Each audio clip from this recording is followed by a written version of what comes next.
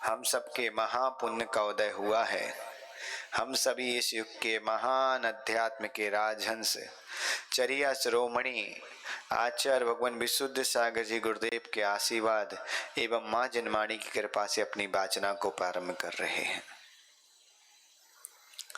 कल 8वें श्लोक में हमने समझा कि प्रभावना, आचार्य महाराज ने कहा अज्ञान तिमिर्व्याप्ति मपाकित इथा इथम जिन शासन महात्माया पिकासा स्यात् प्रभावना। आचार्य महाराज कह रहे हैं कि समीचीन रीति से जो संसार में क्या फैला है, अज्ञान रूपी अंधकार फैला हुआ है, उस अंधकार को क्या करूं, उस अंधकार को जिन शासन की, किसकी, जिन शासन की महती ताको पिकट करूंगी, जिन शासन द्वारा, जो शासन द्वारा ज्ञान है, उस ज्ञान के द्वारा उस अंधकार को दूर करूं। हम सब ने अपने जीवन में बहुत सारे ऐसे प्रभावना के प्रसंग देखे, जिन प्रसंगों को हमने अपने जीवन में किया भी है। कभी आपको याद है आपने कौन कौन से कैसे कार्य किए जो प्रभावना के हुए? प्रभावना के कौन कौन से कार्य किए, जिन शासन की प्रभावना के लिए कार्य किए कि भी नहीं किए?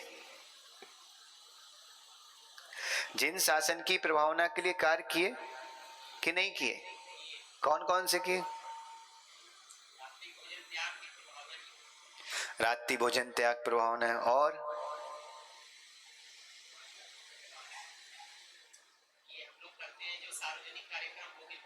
वो भी प्रभावना है। अरे तुम सबसे पहले बोलो, सबसे बड़ा प्रभावना का कार्य किया कि हमने चातुर्मास कराया, ये भी तो प्रभावना है कि नहीं? आज हमने चातुर्मास कराया हसमुख जी, तो क्या इतने सारे समाज के, इतने सारे अजैन बंधुओं सबको पता चला कि नहीं जैन साधु हैं? आज कुछ भी पूरी सिटी में भी हम मानते नहीं पता, और इस सोसाइटी में तो पता है। इतने लोगों में हमने जिन शासन की प्रभावना की, तो ये भी तो प्रभावना है। और कौन सी प्रभावना है? हम विधान आदि करते, वो क्या है? वो भी प्रभावना है। हम गुरुओं की भैयावृत्ति करते, वो भी क्या है? हम साधर्मी की मदद करते, वो भी क्या है? प्रभावना है कि नहीं? लगता कि नहीं? है तो ठीक, नहीं है तो ठीक, लेकिन आप बताओ आपको लगता कि है कि नहीं? तो ये सारी प्रभावना, जो प्रभावना अंग के कारण है, इनको करना चाहिए कि नहीं करना चाहिए? करना चाहिए ना, और करना भी चाहिए, और स्वाभाविक रूप में बड़े आनंद के साथ करना चाहिए। इतना आनंद के साथ करना चाहिए कि आप कल्पना भी नहीं कर सकते। अब आप देखो, भगवान आदिनाथ प्रभु का जन्म हुआ, 24 तीर्थंकर का जन्म हुआ, तो क्या हुआ? उनके जन्म के कल्याणक से पहले 6 माह पहले से स्वर्ग में सौधर्मेंद्र का आसन कंपायमान होता है। और जब सौधर्मेंद्र का आसन कंपायमान होता है तो क्या होता है कि वह कुमीर को आज्ञा देता है कि जाओ अयोध्या के भवनों की ऐसी रचना करना, ऐसी अपूर्व रचना करना कि जैसी रचना पूरे विश्व में किसी ने नहीं देखी हो। जाओ अयोध्या के अंदर रत्नों की इतनी वृष्टि करना, इतनी वृष्टि करना कि वह दरिद्रता का नाम वो निशान भी वहां ना रहे। ये क्या था? प्रभावना थी। आपने सोचा कि सौधर्मेंद्र ने कितनी बड़ी प्रभावना की। कुमेर को आज्ञा कर दी कि इतने रत्नों की वृष्टि करना, और एक दिन में 14.5 करोड़ रत्न गिरते हैं। कितने? आप कल्पना करो, एक दिन में 14.5 करोड़ रत्न गिरते हैं प्रदीप भाई, और एक रत्न को आप मोटा मोटा अगर 5 ग्राम का भी पकड़ो तो सोचो एक दिन में कितने बोरे रत्न हो गए। और ऐसे एक दिन नहीं, पूरे 15 माह गिरते हैं। कितना? पूरा 15 माह, गर्भ के 6 माह पहले और 9 माह जब तक गर्भ में रहते। जी क्या है? प्रभावना। उस नगर वासियों को कैसे पता चलता कि हमारे नगर में आदिनाथ प्रभु या तीर्थंकर प्रभु का जन्म हो रहा? वो रत्नों को देख के, नगर की सुंदरता को देख के, जो झोपड़ियों में रहते उनको भी महल जैसे बंगले मिल गए, घर ऐसे मिल गए कि कोई भी भेदभाव नहीं बचा। ऐसा क्यों किया?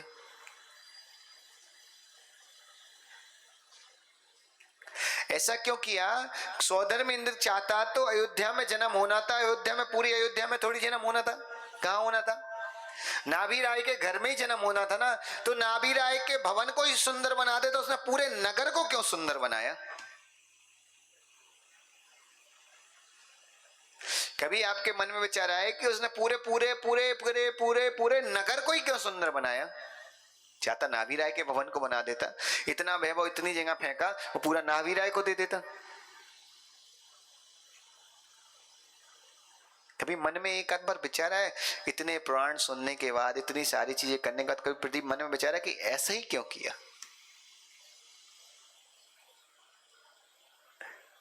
याद रखना कि कोई भेदभाव ना रह जाए कि कोई छोटा है कि कोई बड़ा है। क्या नहीं रह जाए?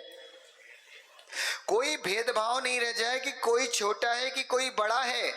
और इस भेदभाव को हटाने के लिए सौधर्म ने क्या किया? सबके भवनों को एक सा कर दिया।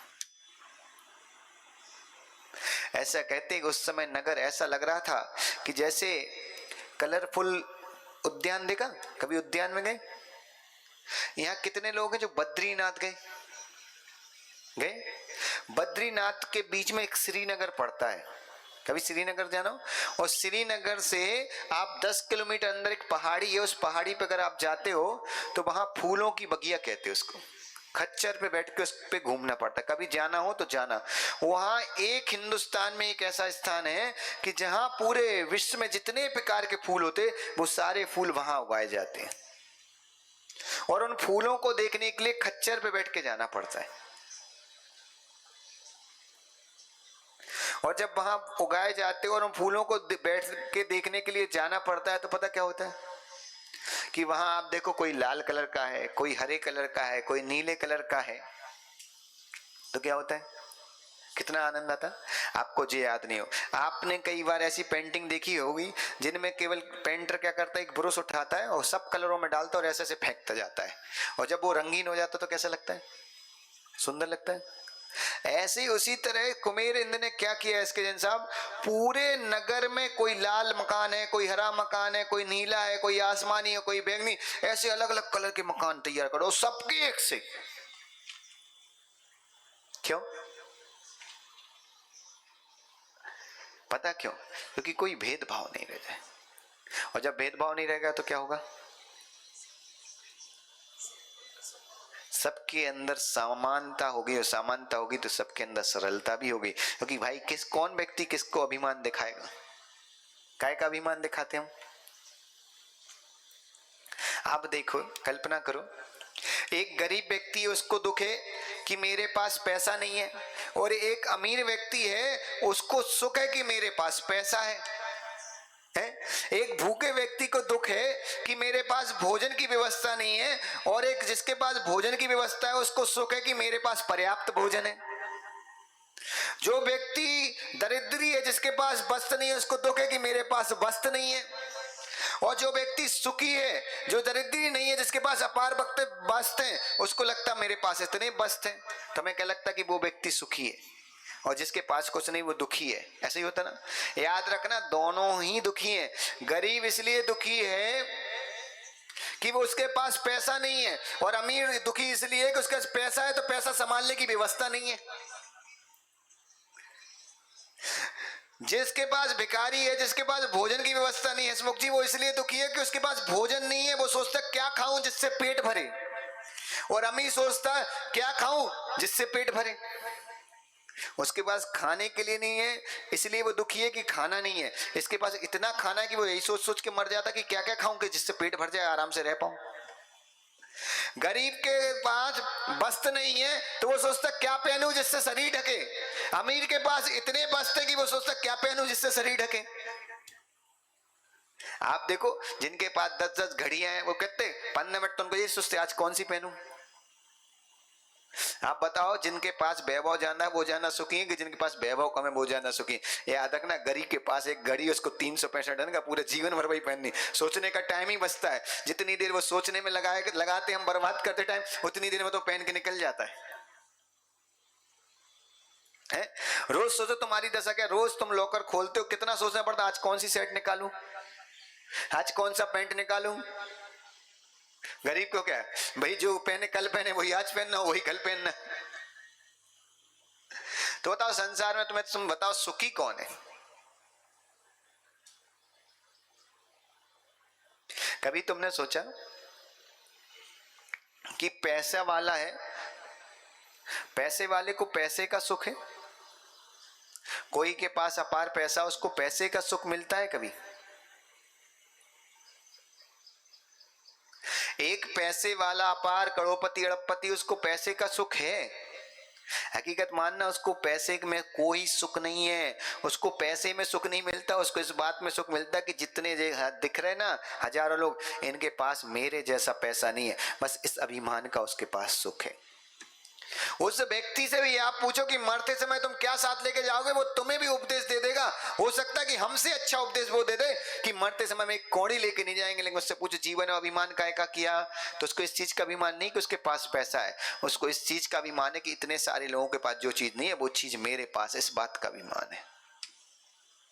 हमारा सम्मान का मतलब क्या है, 4 लोगों के बीच में सम्मान हो जाए या 4000 लोगों के बीच में सम्मान हो जाए, तो हमें जो सम्मान मिलता वो आनंद नहीं देता प्रदीप बाबू, हमें आनंद देता कि इतने सारे लोगों का नहीं हुआ, इनके बीच में केवल हमारा हुआ, इस बात का आनंद आता। सम्मान जो मिल रहा है उसका आनंद नहीं आता। इसका मतलब क्या है कि उतने लोगों का सम्मान नहीं हुआ, इसका मतलब क्या है इतने लोग अपमानित हुए, इनके बीच में एक हम ही सम्मानित हुए, इस चीज का आनंद लेते हैं। हमें जब तक दूसरे का अपमान नहीं हो जाए, जब तक हमें अपने सम्मान का भी आनंद नहीं आता, जब तक हम दूसरे को गरीब घोषित ना कर, जब तक हमें अपने पैसे का भी सुख नहीं मिलता है। तो कुमेर ने स्वधर्म में कितना समझदार, उसने कहा कोई लफड़ा ही नहीं, सब एक से रहेंगे, सबके घर में इतना धान भरा रहेगा। अरे तुम्हारे यहाँ तो गेहूं भरे रहते, वहां रत्न भरे होंगे टंकियों में। अब बताओ एक एक घर पे अगर मान लो दिन भर में हम कह रहे कुछ नहीं तो 1000 भी गिरे हैं, 1000 गिरे तो 15 माह में कितने हो गए। आप कल्पना करो कि 450 दिन समथिंग पकड़ो तो क्या हो गया, 4.5 लाख रत्न अब रखे। अब 4.5 लाख रत्न रखेगा, और कुमेर के रत्न कोई चीटी बराबर तो होंगे नहीं। अगर तुम्हारे पैर के अंगूठे बराबर ही, जो बड़ा वाला कंचा आता उस बराबर भी समझो, तो कहां रखे होंगे। अरे तुम्हारे यहाँ तो जैसे कपड़े भरे ना, ऐसे उनके यहाँ रत्न भरे होंगे। क्यों? क्योंकि भाई कोई भेदभाव नहीं, कोई गरीब रहेगा नहीं, सब समान हो जाएंगे। तो क्या होगा, ये एक बहुत लंबी सोच की प्रभावना थी। क्या था कि सब समान हो गए, और जब सब समान हो गए तो क्या हुआ कि किसी के अंदर भेदभाव नहीं रहा, और भेदभाव नहीं रहा तो कसाय परिणाम नहीं रहे। और जब व्यक्ति के अंदर जितना समय वो कसाय में मान आदि में लगा रहा था, वो समय काय में लगाएगा, क्योंकि साक्षात प्रभु तीर्थंकर का जन्म हो रहा है, तो वो पूरा समय तीर्थंकर की भक्ति में लगाएगा।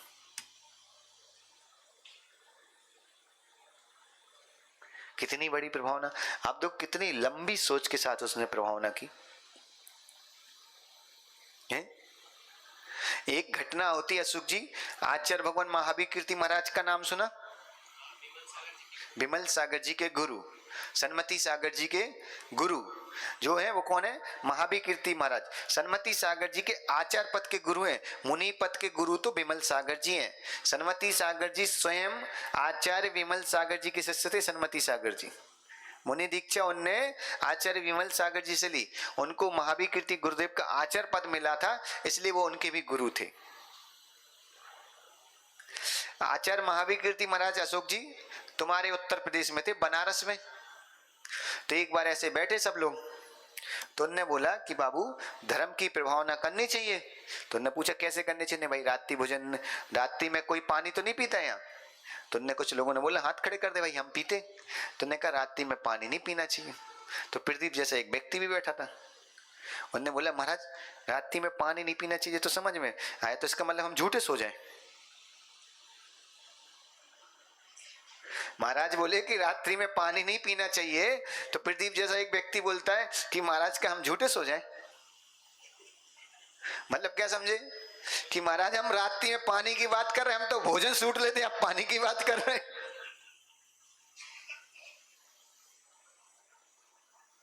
है ना। तो क्या है, अगर आप व्यक्ति हो, एक नियम यहाँ जितने बैठे केवल एक दिन के लिए चाहिए, साल में एक दिन। साल में एक दिन हर व्यक्ति एक काम करना कि साल में एक दिन जब भी यात्रा पे जाओ, ठीक है, जब भी यात्रा पे जाओ तो अपनी जेब में एक छन्ना लेके जाओ। क्या लेके जाओ? अच्छा, यहाँ कितने लोग हैं अपनी जेब जेब में हाथ डालना जिनके पास रूमाल है? निकालो रूमाल। हेमंत खड़े हो जाओ। अशोक जी के पास भी है, सबके पास है ना? ये रूमाल क्यों रखते?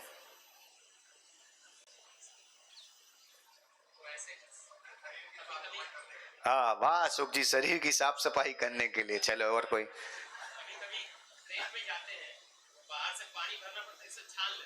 बाप रे बाप, कितना बड़ा पापी है। आप देखो, जिस रूमाल से पसीना पहुंचा उससे तुम पानी चाहना, उल्टा बीमार हो जाएगा। नहीं नहीं, आप खुद कल्पना करो, रूमाल है तो आपके पास क्यों है? ऐसे तो सामान्य केस। रावका जी बैठ जाओ। क्या है रूमाल? कहा बैठ के गए? अभी बैठा ला थोड़ी तुम्हें। नहीं, इस रूमाल के उपयोग क्या है? हमें पहले एक चीज बताओ। पहुंचने के लिए। पहुंचने के लिए क्या पहुंचते? गंधोदक, इत्र। क्या पहुंचते? क्या पहुंचते? पसीना। और कुछ नहीं पहुंचते हैं? मुंह पहुंचते, मुंह में भी पसीना। और वो बताओ जो तुम्हारी डाल जैसा निकलता है नाक में से, पहुंचते कि नहीं? अरे माँ, हाथ धो के तो छोड़ो, नाक में जो भरा रहता है वो भी तो तुम पहुंचती हो। पहुंचती कि नहीं? तो प्रदीप, तुम लोग की नाक में से कोई क्या सोने का पानी निकलता है? हमें तो समझ में नहीं है आज तक, तुम लोगों की शुद्धता समझ में नहीं आती हमें तो।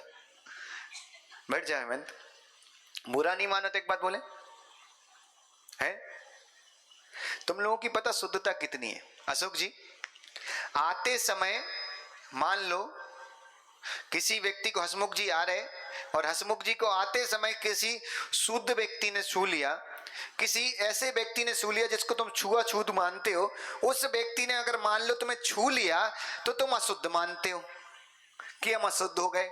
और नाक का मल पहुंच के स्वयं की जेब में रख ले तो जैसे उसमें से साक्षात इत्र निकल रहा हो है।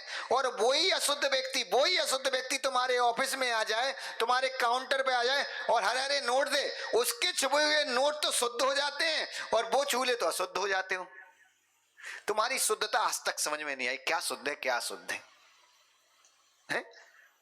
तुमने कल्पना की कोई व्यक्ति हमें छू ले तो हम अशुद्ध हैं और वही व्यक्ति से छुपा हुआ नोट हमारे काउंटर पे आए तो शुद्ध है।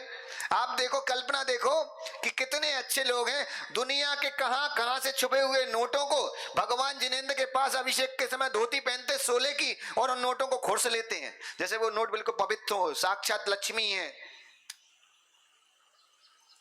आप सोचो कि जिस मोबाइल को तुम बाथरूम में ले जाते हो, दुनिया भर की चीजों में ले जाते हैं, उसी मोबाइल को सोले में खुर्स के रखते हो, कैसे शुद्धि हो जाती है? मैं समझ में नहीं आती आज तक। आप जो कितने पवित्र हो, कभी आपने विचार किया? आप जो नाक निकालते हो, लोकेश अशोक जी से पूछ लो इनकी नाक में से कोई इतना निकलता क्या? नहीं निकलता भाई सेठ लोग हैं? कोई ने ऐसी दवाई लगवा ली डॉक्टर से, करोड़पति भाई, 1-2 करोड़ दे के लगवा ली हो? पूछ लो, पूछ लो प्यार से, हैं? नहीं निकलता ना? कोई यहां बैठा जिसकी नाक से शुद्धता कुछ निकलता हो? नहीं निकलता। आप ये सोचो कि जिस लक्ष्मी की तुम पूजा करते हो, अब आप देखो लक्ष्मी का सम्मान देखो कितना करते हो। जिस नाक से गंधोदक निकलता है, गंधोदक क्यों तुम्हारा कि मल निकलता है, उस नाक से जो सड़ा हुआ मल निकलता है उसको रूमाल से पहुंच के उसी लक्ष्मी के ऊपर जेब में रख लेते हो। अब बताओ, लक्ष्मी को तुम पवित्र मानते हो कि अपित? स्वयं तो आप अपवित्र कर रहे हो। अरे एक व्यक्ति नाक पहुंचने के लिए, नाक का मल पहुंचने के लिए अगर कपड़ा रख सकता है जिसको तुम रूमाल बोलते हो, तो जिनेंद्र भगवान के शासन में आने के बाद अगर तुम पानी छानने के लिए एक छन्ना रख लो तो क्या जाता है तुम्हारा? एक छन्ना अगर तुम रखते हो और 1000 लोग अगर तुम्हें पानी छानते हुए देख के बोलते ना, तो तुम्हें बताने की जरूरत नहीं पड़ेगी कि तुम जैन हो। याद रखना, दुनिया को स्वयं पता चल जाएगा कि तुम जैन हो। अगर ट्रेन में 5 बजे ज्यादा अगर तुम अपना टिफिन खोल के खाते हो ना, तो किसी को बताने की जरूरत नहीं पड़ेगी तुम जैन हो। हर व्यक्ति स्वयं बोल देगा कि जैन व्यक्ति है जो रात्रि रात्रि में भोजन नहीं करता, बाकी पूरी दुनिया रात्रि में भोजन करती है, एक जैन ही जो रात्रि में भोजन नहीं करता। कौन सा बैनर लगा? तुमसे तुम्हारा खाना छुड़ाया, तुमसे तुम्हारा पीना छुड़ाया। क्या छुड़ाया? तुमने जिन शासन की कितनी बड़ी प्रभावना की। मेनका गांधी का नाम सुना? सुना? मेनका गांधी विदेश गई। अशोक जी, तुम्हारे लोकसभा की सांसद मेनका गांधी विदेश गई, और मेनका गांधी जब विदेश गई और विदेश में उनका समय हो रहा था फ्लाइट का, उनने होटल में जल्दी बोला कि फटाफट खाना लगा दो, लेट हो रही हूं। तो उस होटल में वेटर को लगा कि हो सकता है कि जैन है इसलिए रात्रि होने से पहले लेट हो रही हूं। उसने खाना दिया, और खाना देने के बाद जब मेनका गांधी ने पैसे दिए और पैसे का टिप दी ना, तो भाई वेटर पूछता कि आप जैन है क्या? तो बोला क्यों? क्योंकि बोले भाई पूरे विश्व में एक ही ऐसी समाज है जो रात्रि में भोजन नहीं करती। उसका आप सोचो इतना हमारी जैन समाज का गौरव। वो वहां से जैसे इंडिया आई, इंडिया के सबसे पहले विद्यानंद जी गुरुदेव के पास बोली, और गुरुदेव के पास जाके बोलती कि मैं धन्य हो गई कि पूरे विश्व में लोगों को पता है कि जैन व्यक्ति रात्रि में भोजन नहीं करता। और आज देखो क्या हो रहा है। कम से कम यहाँ नहीं, पूरे विश्व में बैठे जितने जैन भाई हैं उन सब से एक करबद्ध निवेदन करूंगा, हाथ जोड़ के निवेदन करूंगा कि कम से कम अगर रात्रि में भोजन करने का शौक है तो घर के अंदर करो, घर के बाहर मत करो। क्योंकि अजैन बंधु यही जानता कि जैन व्यक्ति कभी भी रात्रि में भोजन नहीं करता, जैन व्यक्ति कभी अवक्ष नहीं खाता। अगर तुम्हें आलू खाने का भी शौक है, नहीं छूटता, तो कम से कम घर के अंदर लाके खाओ, घर के बाहर मत खाओ। कम से कम महावीर का नाम नहीं ले पा रहे तो महावीर का नाम खराब करने की भी तुम्हारी सामर्थ्य नहीं होनी चाहिए। इतना तो करो कि अगर रात्रि में भोजन करने की भावना नहीं छूट रहा, तुम्हारा इंद्रियों पे कंट्रोल है, तो घर के अंदर करो। क्यों तुम 5 स्टारों में जा जाके और बड़ा स्टैंडर्ड दिखाते रहे? तुम्हारा स्टैंडर्ड बढ़ जाएगा, तुम्हारे पैसे का स्टैंडर्ड बढ़ जाएगा, लेकिन महावीर का स्टैंडर्ड तो गिरा दिया तुमने। कम से कम एक नियम तो हर जैन व्यक्ति का होना चाहिए। हर जैन व्यक्ति का यह नियम होना चाहिए कि रात्रि में कभी भोजन करने की आवश्यकता पड़े तो घर के अंदर करना, घर के बाहर मत करना। और कभी यात्रा पे जाओ, पानी पीने की आवश्यकता रहे, वो बिस्लरी का पानी मत पियो, तुम वहां छना पानी लेके जाओ। और एक बोतल अगर तुम छना पानी लेके जाते हो, याद रखना, तुम अगर नहीं भी लेके जाओगे तो मन नहीं जाओगे, लेकिन अनछना पानी अगर तुम मार्केट में पीते हो तो लोगों को बताना पड़ता कि तुम जैन हो कि नहीं हो। लेकिन अगर तुम पानी छान के पीते हो ना, तो लोग स्वयं बता देते कि तुम जैन हो। याद रखना, तुम जैन धर्म की प्रभावना नहीं करते, स्वयं के धर्म की प्रभावना करना हर धार्मिक व्यक्ति का कर्तव्य होता है। ये प्रभावना है। प्रति आप स्वयं कल्पना करो कि तुम पानी छानने का छन्ना नहीं रख सकते, नाक का मल निकालने के लिए कपड़ा है। और हमारी माँ तो इतनी धर्मात्मा है, पानी छानने का नियम ले लेंगे, उसी पल्लू से कपड़ा भी पहुंच, झाड़ू भी लगा देती, उसी पल्लू से पसीना भी पहुंच देती, उसी पल्लू से बेटे की नाक भी साफ कर देती, उसी पल्लू से पानी भी छान लेती।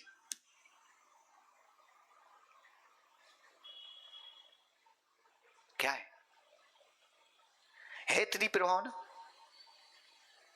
कम से कम इतना नियम तो कर लो कि जब भी भोजन करूंगा घर के अंदर ही करूंगा, रात्रि में बाहर भोजन नहीं करूंगा।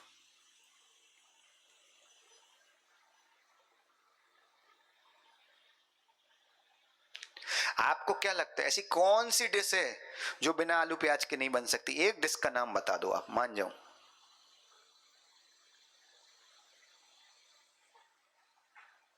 दुनिया की सारी चीजें बिना आलू प्याज के बन सकती हैं, लेकिन याद रखना, एक अदर कास्ट के भोजन में जाओ ना तो वहां जैन काउंटर होता है, और जैन के भोजन में जाओ वहां कोई जैन काउंटर नहीं होता है।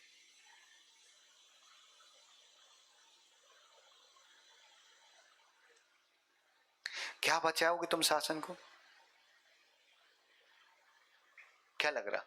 भगवान के मस्तक पे सुबह से आके जल ढार देना जिन शासन की प्रभावना है, ऐसा नहीं बोल रहा हूं कि नहीं है, प्रभावना है, लेकिन याद रखना वो प्रभावना 4 दीवारों के अंदर की है, 4 दीवार के बाहर भी तो प्रभावना करो। आपको क्या लग रहा? राम मंदिर का मुद्दा सल्टा, उस समाज ने राम की प्रभावना में लग गए कि नहीं? उस पूरी समाज ने, पूरी कौम ने राम की प्रभावना की कि नहीं? आज तक हमारे दिमाग में है कि हमें भी महावीर किस तरीके से प्रभावना करनी चाहिए। अरे मर्यादा पुरुषोत्तम श्री राम की हम प्रभावना कर सकते तो भगवान महावीर की प्रभावना क्यों नहीं कर सकते?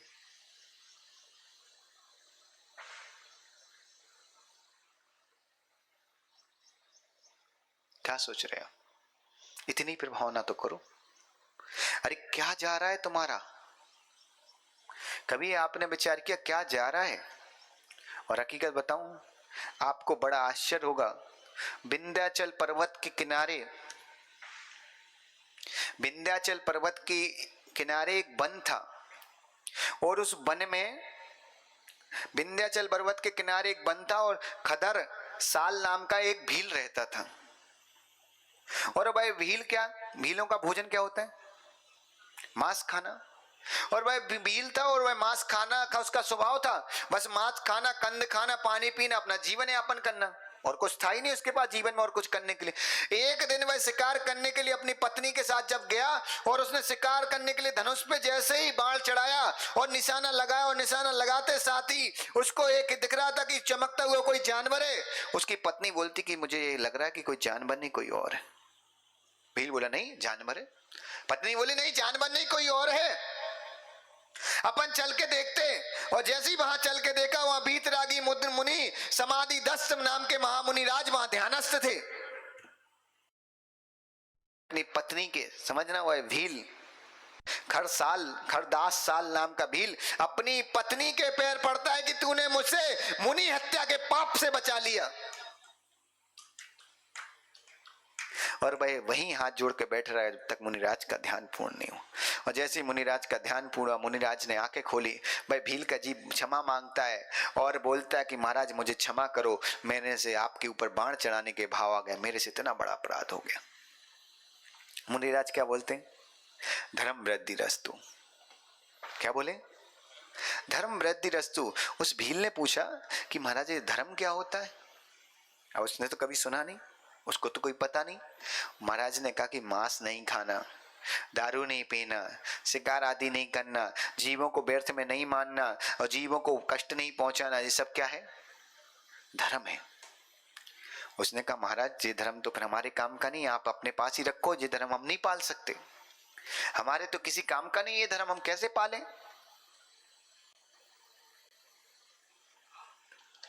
मुनिराज ने कहा कि ये धर्म तो तुम्हें पालना पड़ेगा, बनना, तुम धर्मात्मा कैसे बन पाओगे?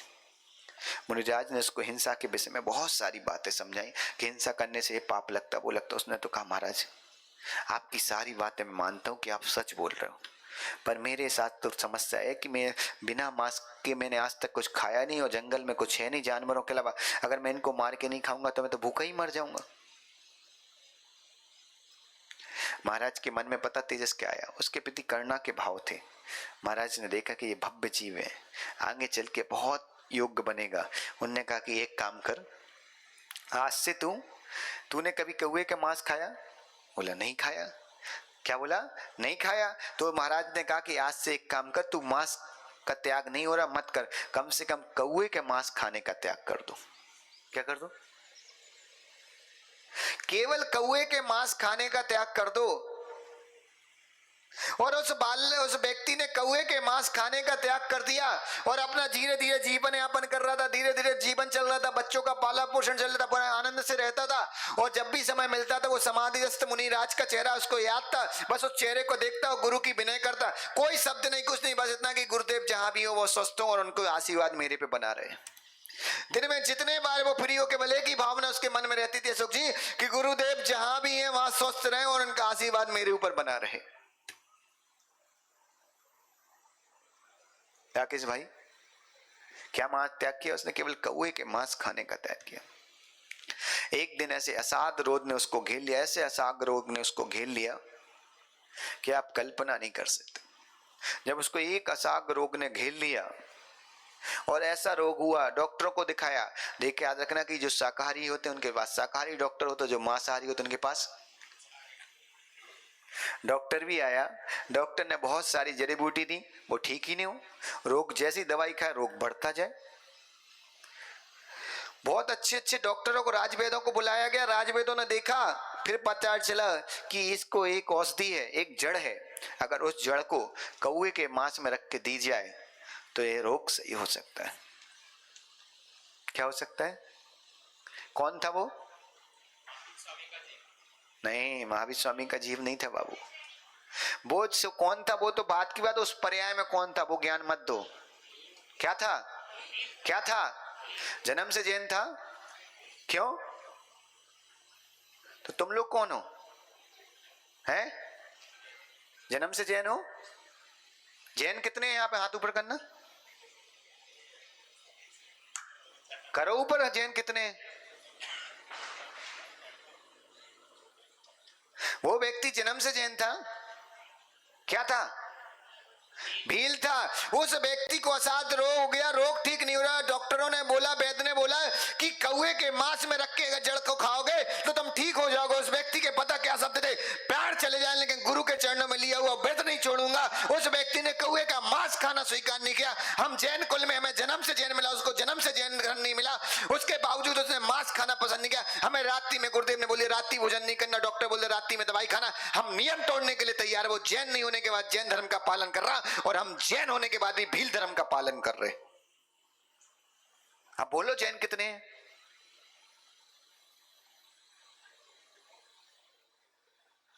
जे ताकत।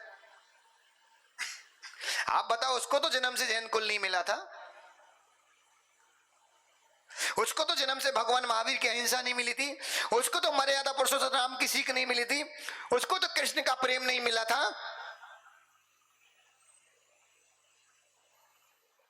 तुम्हें तो सब कुछ मिला, और तुम तो इतने सौभाग्यशाली कि तुम्हें ऐसे माँ बाप मिले जिन्होंने तुम्हें धर्म का मर्म समझाया, तुम्हें साक्षात ऐसा गुरु मिला जो तुम्हें धर्म का रास्ता बता रहा है, और तुम्हें ऐसा प्रभु मिला जिसकी कृपा से तुम धर्म पे चल पाओ। सब कुछ मिलने के बाद भी तुम्हारे पास किस चीज की कमी है? और सुदीप भाई, बुद्धि की भी कमी नहीं है। व्यापार के क्षेत्र में जितनी बुद्धि लगाते, केवल हम कह रहे हैं जितना व्यक्ति व्यापार के क्षेत्र में बुद्धि लगाता है, कर्म के क्षेत्र में बुद्धि लगाता है, उसकी 10% केवल धर्म के क्षेत्र में बुद्धि लगा दे, गारंटी से वो पंचम काल से टल जाए। छठे काल का भी उसको मुख नहीं देखना पड़े, सीधे चौथे काल में जन्म ले वो व्यक्ति। केवल 10% बुद्धि जितना तुम व्यापार में लगाते, उसकी 10% बुद्धि केवल धर्म में लगाना शुरू कर दो।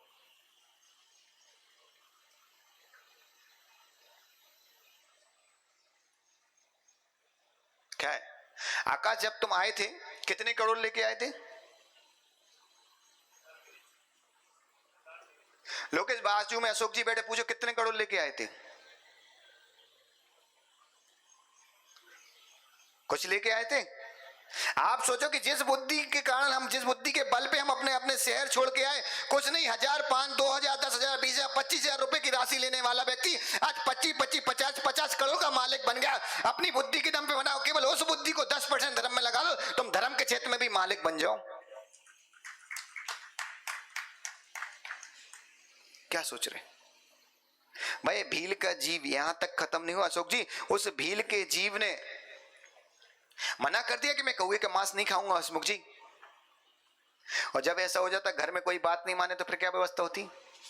जिस व्यक्ति की वो व्यक्ति बात सुनता उसको बुलाया जाता। सारखोन नाम का नगर था उसके पास में, वहां उसका साला रहता था, और जीजा साले की जोड़ी बड़ी खतरनाक होती है कि नहीं? और उसने बुलाया, और जी साले ने, साला उसको क्या, सूरवीर नाम का उसका साला, सूरवीर नाम का साला उसको समझाने के लिए आ रहा था। और जैसे ही समझाने के लिए आ रहा था अशोक जी, रास्ते में पता क्या हुआ? एक वृक्ष के पास एक महिला रोते हुए मिली। क्या मिली? महिला रोते हुए मिली। और भाई इतनी सर्वांग सुंदर महिला रोती हुई दिखी, उससे रहा नहीं गया। सूरवीर ने पूछा क्या बात है, आप क्यों रो रही हो? उसने पता क्या बोला कि तुम अपने जीजा को समझाने जा रहे हो, अगर उसने मांस खा लिया तो याद रखना मेरे साथ अहित हो जाएगा, अगर वो मांस नहीं खाएगा तो वहां से मरकर वो बेंतर जाति का देव बनेगा, और मेरा स्वामी बनने का उसकी योग्यता है। अगर तुम उसको मांस ना खिलाओ तो हो सकता है कि वो मेरा स्वामी बन जाए। एक देवी, एक देव की देवी उसको अपना स्वामी बनाने के लिए तैयार खड़ी है। क्या? एक देव की देवी उसको अपना स्वामी बनाने के लिए तैयार खड़ी। आप कल्पना करो धर्म का प्रभाव तो देखो। उसने मांस का त्याग नहीं किया, केवल कौवे के मांस खाने का त्याग किया था। आगे चल के पता क्या हुआ? एसके जैन साहब, इतनी बड़ी घटना घटी। वो जाता है, वह अपने जीजा को समझाता, कह रहे केवल दवाई के लिए खा लो, बाद में हम गुरुजी से मिलकर बात कर लेंगे, समझ लेंगे, सेटलमेंट कर लेंगे। जो तुम्हारी माता है, तुम्हारी पत्नी है, तुम्हें समझाती ना कि दवाई खा लो, बाद में प्रायश्चित कर लेंगे। प्रदीप गारंटी है कि दवाई खाने का तुम बच जाओगे, और खाते खाते अगर निपट गए तो प्रायश्चित करने कहाँ आओगे? लिखवा लिया, जब कोई ऐसा कोई व्यक्ति बोले उसको स्टाम्प लाओ, उस पर लिखवाओ कि नहीं अगर हम दवाई खाने से बच जाएंगे फिर हम प्रायश्चित करने के लिए बुद्धि रहेगी, और वो लिख के दे दे तो फिर सोचा करो। मां आपने कभी नहीं किया जीवन में ऐसा, किसी के नियम तोड़वाने के लिए प्रेरणा नहीं दी? हकीकत बताओ, एक पति कीमती है कि एक धर्मात्मा कीमती है?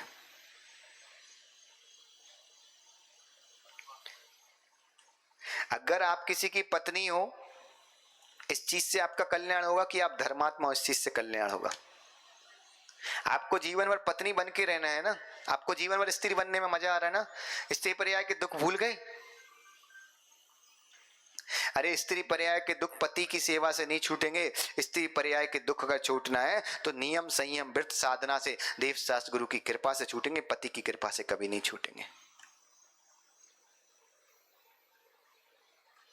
तेजस राकेश भाई क्या साला समझा रहा है? भील ने बोल दिया कि कल मरता आज मर जाऊंगा लेकिन कौए का मांस तो नहीं खाऊंगा। क्या नहीं खाऊंगा? कौए का मांस। आप सोचो सारे मांस खाने का त्याग नहीं किया, कौए का मांस उसने जीवन में कभी नहीं खाया था, उसका त्याग किया, लेकिन त्याग करने के बाद इतनी दृढ़ता से पाला कि सामने पूरी दुनिया समझा रही, साला समझा रहा है। और जब साले को लगता कि ये नहीं मान रहा है तो फिर साला पता क्या बोलता दिलीप? बोलता देखो रास्ते में ऐसी ऐसी घटना घटी, वहां एक देवी मिली थी, उसने बोला था कि आपने कौए का मांस अगर नहीं खाया तो आप मेरे पति बनोगे। उसके भील के मन में पता क्या भाव है? अरे जब कौए का मांस छोड़ने से मैं देव बन सकता हूं तो मैं तो आज से सारे प्रकार के मांस का त्याग करता हूं। क्या? आज से मैं सारे प्रकार के मांस का त्याग करता हूं।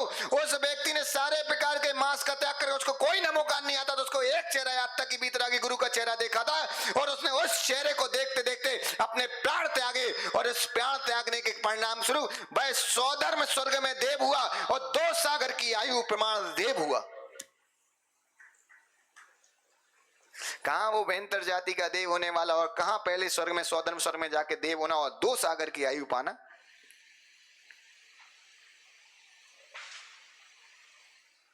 भाई साला फिर वापस जा रहा था, फिर वो देवी मिल गई रोते रोते। अब बोले अब क्या देवी रो रही हो, अब तो उसने मांस नहीं खाया।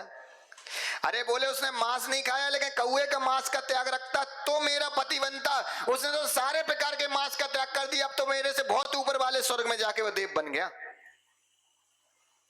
और आपको मालूम, एक कौए के मांस का त्याग, केवल एक कौए के मांस का त्याग, कल्पना करो, केवल उसने कभी जीवन में खाया नहीं, कोई भी कौए का मांस नहीं खाता, उसने दवाई के रूप में भी परिवर्तन आया लेकिन नहीं खाया। आप सोचो इसका मतलब क्या हुआ? नियम लोगे तो परीक्षा, नियम लोगे तो परीक्षा होगी। अरे तुम माल खरीदते हो उसकी परीक्षा हो जाती है, कई बार रेट नहीं ऊपर नीचे हो जाते, तुम्हारी दृढ़ता देखते कि नहीं, माल फेंक देते हो। नियम लोगे तो परीक्षा। याद रखना, एक भील ने कौए के मांस का त्याग किया, उसको मरते समय तक उसकी परीक्षा हुई कि कितना दृढ़ है। तुम माल खरीदते हो, माल बेचते समय कई बार रेट ऊपर नीचे होते, माल फेंकते हो क्या? तो जब नियम लोग शरीर में परिणाम ऊपर नीचे हो तो नियम को मत फेंको, उसको दृढ़ता से पकड़ के रखो। जिस परिणाम आज ऊपर नीचे हो रहे एक दिन याद रखना वही परिणाम अच्छे हो जाएंगे, और ये नियम ही हमें ऊंचाई को पहुंचाएगा। जो माल तुम गोदाम में भर के रखते हो, रेट गिरने पे फेंकते नहीं, उसको संभाल के रखते हो कि जब रेट बढ़ेंगे तो यही माल तुम्हें करोड़पति बनाएगा।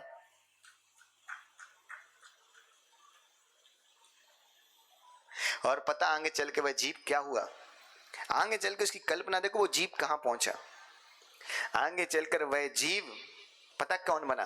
आगे चल के वही जीव स्वर्ग से आकर राजा सैनिक का जीव बना। और राजा सैनिक की पर्याय में इतनी भक्ति की, इतनी भक्ति की कि हमारा आने वाला प्रथम जो 24 आएगी चतुर्काल में, उसमें प्रथम तीर्थंकर पद पे से स्थित होंगे। हम सब उनकी साक्षात पूजा करेंगे, हम भी उनके ऐसे निर्माण कल्याणक महा महोत्सव जैसे पर्व मनाएंगे, एक भील के हम कल्याणक मनाएंगे।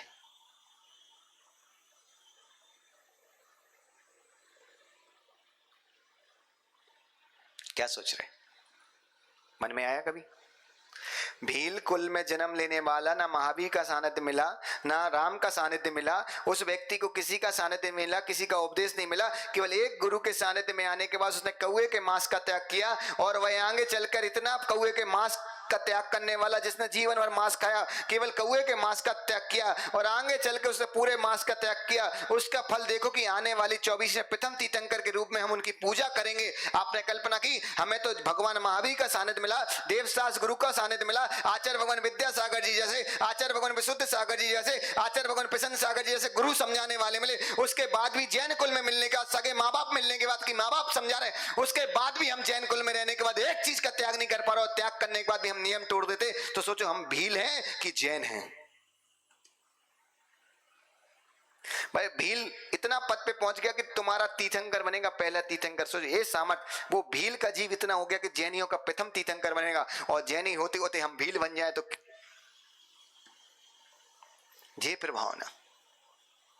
कम से कम इतना तो एक नियम होना चाहिए कि साल में एक दिन, जब भी ट्रेन में जाऊंगा, बस में जाऊंगा, फ्लाइट में, साल में केवल एक दिन का नियम ले लो हर जैन व्यक्ति कि उस एक दिन तो फिक्स कर लो कि जिस दिन हमारा बर्थडे होगा, जिस दिन हमारा कुछ भी होगा, उस एक दिन हम कभी भी रात्रि में भोजन नहीं करेंगे। उस दिन केवल एक दिन, कम से कम इतना तो कर लो, एक दिन पूर्ण रूप से हम रात्रि भोजन का, ना कोई पानी, ना कोई दूध, ना कोई क्या होते फलारी, दिन भर कुछ भी नहीं खाऊंगा, केवल पूर्ण रूप से रात्रि भोजन का त्याग करके रखूंगा। याद रखना 365 दिन में एक दिन जिन शासन की प्रभावना है तुम्हारा नाम लिखा जाएगा। वैसे तो 365 दिन ही ना करो तो अच्छा है। और तुम लोगों को कभी भी भूख लगती तो कभी ऐसा नहीं लगता कि तुम्हारे गुरुदेव भी तो इंसान ही है, कोई जानवर थोड़ी है। अरे हमें नहीं देख रहे प्रसन्न सागर जी के लोग 2 दिन के बाद उपवास करते, वो इंसान है कि नहीं? दिलीप कोई तुम ऐसी दवाई तो नहीं खिलाते जिससे भूख नहीं लगती हो? क्या है, सहन कर रहे? अरे जिस गुरु के कारण हम दिगंबर कहलाते, वो गुरु जब सहन कर सकता तो हम क्यों नहीं कर सकते? कम से कम इतना तो नियम करो। आज याद रखना, आज का नियम, आज की बात याद रखना कि अगर कभी रात्रि का भोजन नहीं छोड़ पा रहे, कोई बात नहीं, तेजस के बड़े भाई, रात्रि भोजन ना भी छोड़ो तो कम से कम इतना हर जैन व्यक्ति का नियम होना चाहिए कि जब भी रात्रि में भोजन करूंगा घर के अंदर करूंगा, घर के बाहर नहीं करूंगा। घर के अंदर करते हो तो तुम्हारे परिवार को पता चलता हो, घर के बाहर करते हो ना तो अदर समाज को पता चलता कि जैन होके वो रात्रि में खा रहा है। तुमसे अगर जैन धर्म की नहीं, पूरे महावीर के शासन की अप्रभावना हो जाती। अगर तुम्हें प्रभावना करने की योग्यता नहीं है तो मैं गारंटी से कहूं तुम्हें अप्रभावना करने का भी अधिकार किसी ने नहीं दिया है। ये प्रभावनांग, ऐसी दृढ़ता से मैं अपने प्रभावनांग को पालना है, इतनी दृढ़ता से मैं प्रभावना करनी है शासन की। और जब हम सब मिलके ऐसे छोटी छोटी रूप में, केवल कह रहा हूं छोटे छोटे रूप में प्रभावना करो तो क्या होगा? अरे तुम लोगों को इतना याद नहीं है, सारे कमेटी वालों को तो वैसा याद, जो तुमने जो इतना बड़ा टेंट खड़ा किया है, ये पूरे पाइप एक बार में लग गए थे ना कि एक एक करके लगाए थे? याद रखो, हम सब एक एक पाइप बन जाओ और ऐसे खड़े हो जाओ, हमारे जिन शासन का भी टेंट ऐसा लहराएगा, लेकिन उसके लिए सबको एक साथ मिलकर एक एक पाइप बनना पड़ेगा। अलग अलग फेंक रहे हो तो लोहा कहलाओगे, एक साथ लग जाओ तो तंबू कहलाते हो। क्या है सामने, क्या लहरा रहा? उसकी पूजा की थी, उसमें क्या क्या है? कपड़ा और डंडा ही तो है, लट्ठा और डंडा है। वो लट्ठे ने एकजुट होकर एक रूप लिया, डंडे ने उसको स्वीकार किया तो ध्वजा हो गया। फिर कोई बोलता डंडा खड़ा है कि कपड़ा खड़ा है, क्या बोलते?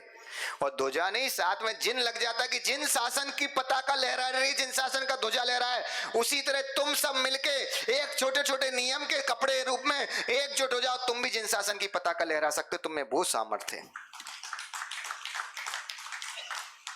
इतने छोटे छोटे। अरे कम से कम इतने तो हर जैन व्यक्ति का होना ही चाहिए कि जब भी भोजन करूंगा घर के अंदर करूंगा, रात्रि में कभी घर के बाहर भोजन नहीं करूंगा। याद रखना, तुम घर के अंदर भोजन करके तुम तो पाप से नहीं बच रहे, लेकिन तुम्हारा पूरा शासन अप्रभावना से बच जाता है। इसी मंगल भावना के साथ कि हम सब भी प्रभावना अंग पे आगे चले। और कल से तो और मजा आने वाला है तुम्हारे लिए, इतना मजा आने वाला है। कल से तो 2 श्लोक हैं, उसमें केवल 8 कथाएं होंगी। ये जो 8 अपन ने अंग पढ़े, इन अंग में कैसे कैसे लोगों ने तकलीफ आई और कैसे कैसे उन्होंने दृढ़ता पकड़ी, इन 8 कथाओं को हम एक एक दिन सुनेंगे। इसी मंगल भावना के साथ बोलिए आचार्य गुरु विशुद्ध सागर जी महाराज की